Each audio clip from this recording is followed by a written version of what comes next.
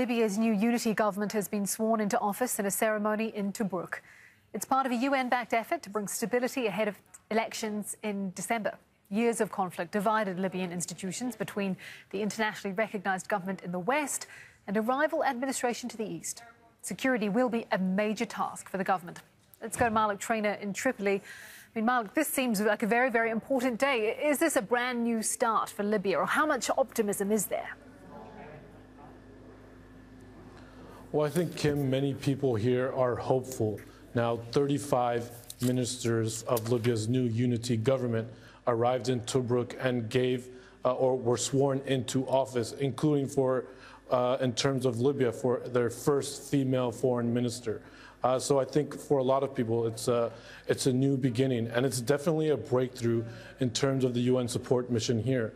It's been a long and difficult process for the UN support mission to bring Libya's rival sides together.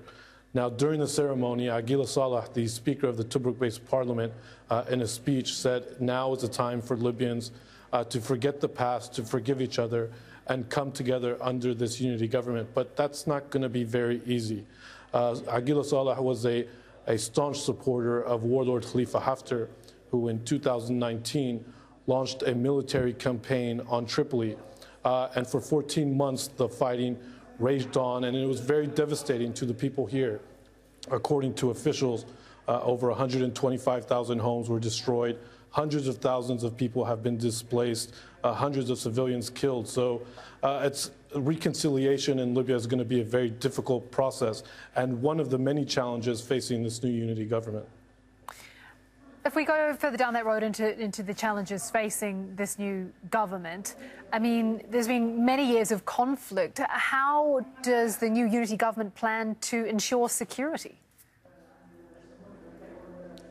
Well, I think the first step is to, the Prime Minister Abdelhamid Dbeibeh has said that he plans on unifying Libya's state institutions, including the military. Now, the military in Libya is divided. Those in eastern Libya controlled by Khalifa Haftar, and in western Libya previously by the GNA. So the hope is now through this military track that the UN is facilitating, meetings have been ongoing, started yesterday and began today, to sort of unify Libya's military ranks.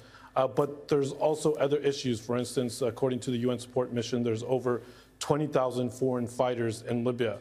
So being able to come together, first unifying Libya's military, and then forcing the foreign fighters out of Libya is just one of the tasks that the government of national unity will have to focus on.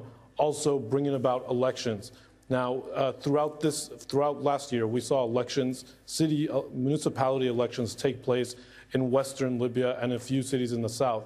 But that hasn't happened in eastern Libya, in areas that are controlled by Haftar. So whether or not elections can take place in December, this government's main objective is to lead the country until elections.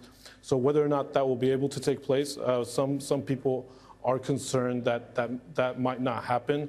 But for the most part, Libyans, and I think now the international community, want to see Libya move towards a democratically elected country. So the hope is that Libya will see a unified country and elections in December.